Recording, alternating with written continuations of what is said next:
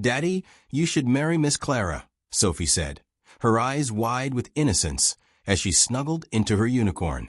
"She's pretty, and she took care of me, and Uni likes her." Nathan Brooks froze, a laugh catching in his throat. "Marry her? I barely know her, princess." "But she'd be a good mommy," Sophie mumbled, her voice soft as she drifted off to sleep.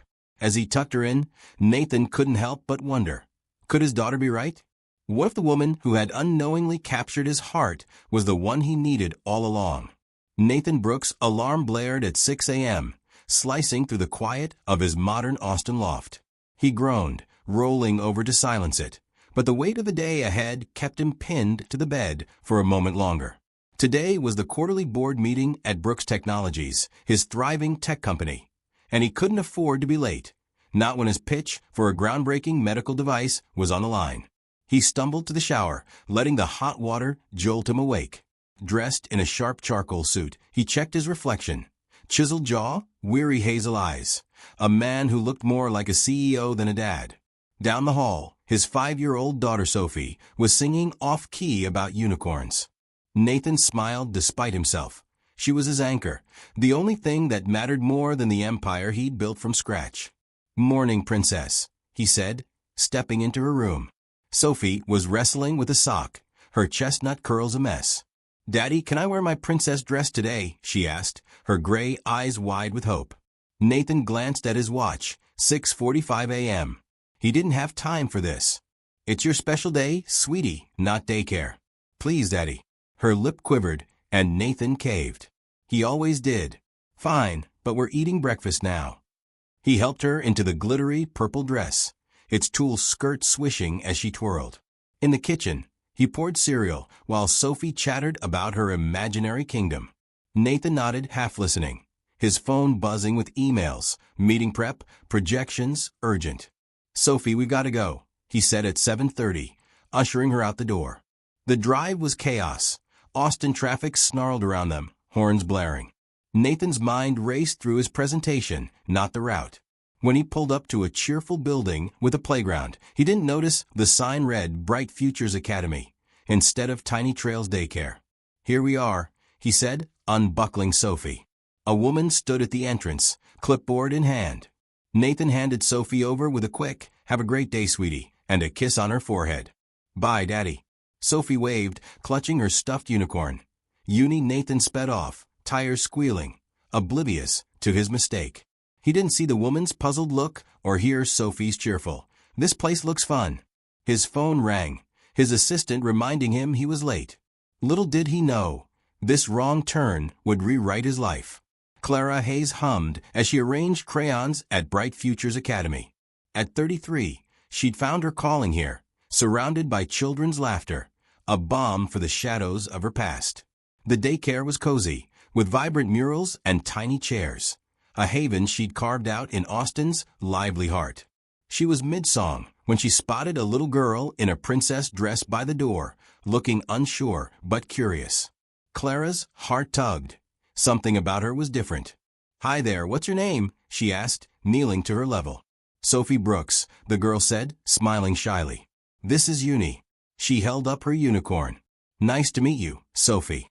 "I'm Clara. Are you new here?"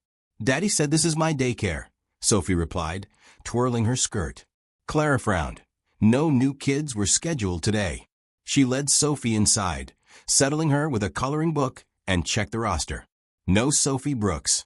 Her stomach tightened. This wasn't right. "Sophie, do you know your daddy's number?" Clara asked gently. Sophie nodded and recited it like a pro. Clara dialed, but it went to voicemail. "Mr. Brooks, this is Clara Hayes from Bright Futures Academy. I think there's been a mix-up. Your daughter's here, but she's not enrolled. Please call me back." No response.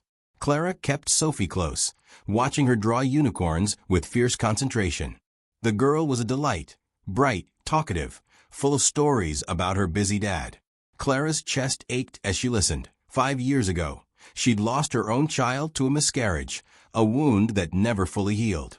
Caring for Sophie felt like a bomb, but worry gnawed at her. Where was her father? By noon, still no call.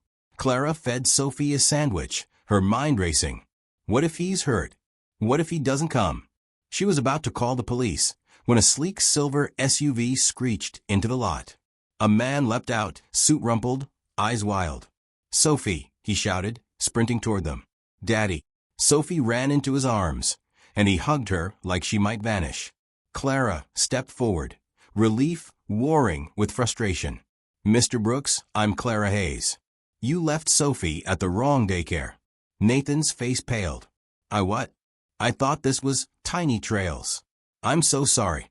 I was rushing, and thank you for taking care of her." "She's wonderful," Clara said, her tone softening. "But you need to be more careful." "I know.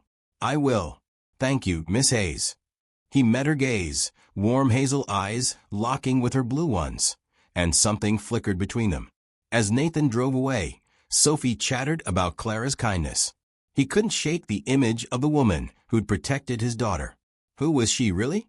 That night, Nathan tucked Sophie into her unicorn-themed bed. "Did you have fun today, sweetie?" "Yes. Miss Clara let me draw and told me a story about a magic forest," Sophie said, snuggling Uni. "I'm glad. But tomorrow it's back to your regular daycare." Sophie's face fell. "No, Daddy, I like Miss Clara. She's like a fairy godmother." Nathan chuckled. "Maybe we'll visit her again. Promise." Sophie's eyes sparkled. "Promise." He kissed her forehead. As he reached for the light, Sophie said, "Daddy, you should marry Miss Clara. She's pretty, and she took care of me, and Uni likes her." Nathan froze, then laughed. "Marry her? I barely know her, princess."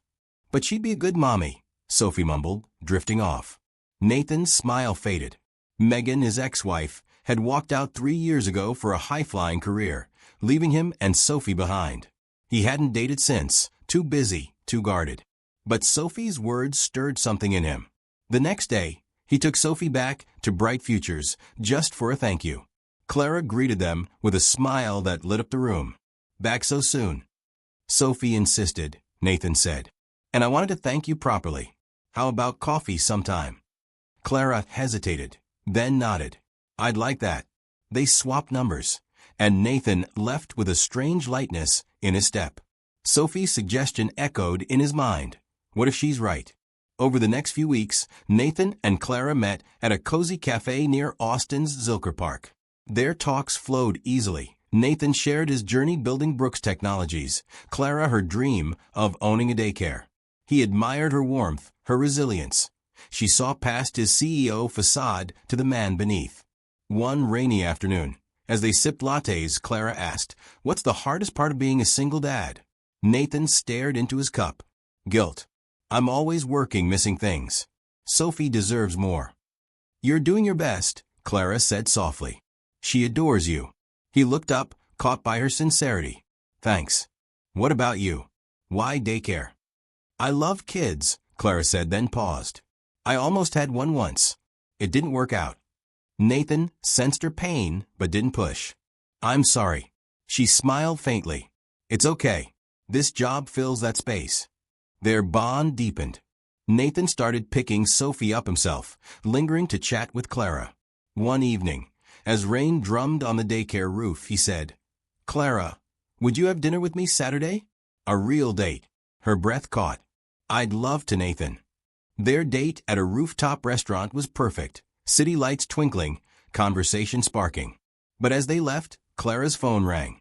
She stepped aside, her face paling as she listened. "I have to go," she said, voice tight. "Family stuff. Everything okay?" Nathan asked, concerned. "I'll explain later." She fled into a cab, leaving Nathan staring after her. What was she hiding? Clara was distant the next day, her smiles forced. Nathan's unease grew. Then, picking up Sophie, he saw a man arguing with Clara outside, tall, menacing. He grabbed her arm. She yanked free, eyes flashing. Nathan strode over. "Let her go." The man smirked.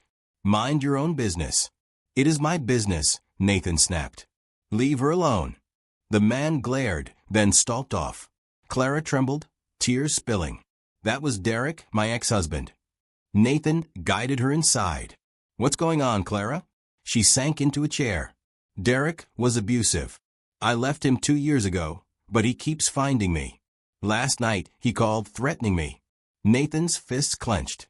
You're not alone in this. I'll help. He's dangerous, Nathan. I don't want you or Sophie involved. We're already involved, he said fiercely. I care about you. Clara met his gaze, hope flickering. Nathan hired a PI that night, determined to protect her. The PI dug up dirt on Derek, arrests, restraining orders. Nathan helped Clara file one, standing by her as she faced her fear. Their love grew amid the chaos. He brought her to his loft, introducing her to Sophie as his girlfriend. Sophie beamed. Are you my new mommy now? Clara laughed. We're taking it slow, sweetie. But Nathan knew he wanted forever. One night on his balcony, Clara said, Nathan, I love you. You've given me hope again. I love you too, he replied, kissing her deeply. The world felt right, until Megan walked back into it. She appeared at his office, stunning in a designer suit. Nathan, I've missed you and Sophie. I want us to be a family again. You left us, Nathan said coldly. Why now? I've changed, Megan pleaded. Give me a chance. Nathan wavered. Sophie missed her mom, but Clara's face flashed in his mind. No, Megan. I'm with someone else. Her eyes hardened. You'll regret this. She stormed out, leaving Nathan with a sinking feeling. What would she do next? Megan didn't go quietly. She spread lies about Clara, calling her a gold digger, hoping to sway Nathan. She even visited Sophie at school, confusing her with promises of reunion. Nathan was furious. He confronted Megan at her hotel. Stay away from my family. You're throwing away our daughter's future, she hissed. No, I'm building one with Clara, he shot back. Megan tried one last move, cornering Clara at the daycare. You're nothing compared to me. Clara stood tall. I love Nathan and Sophie. That's enough. Defeated, Megan left Austin. Nathan knew it was time. He took Clara to their rooftop spot, stars above them. Clara, you're my home. Will you marry me? She gasped as he knelt, ring gleaming. Yes, Nathan. They kissed, tears mingling, a promise sealed. The wedding was a dream. Sophie scattering petals, Nathan and Clara vowing eternal love. A year later, baby Liam arrived. Sophie proudly playing big sister.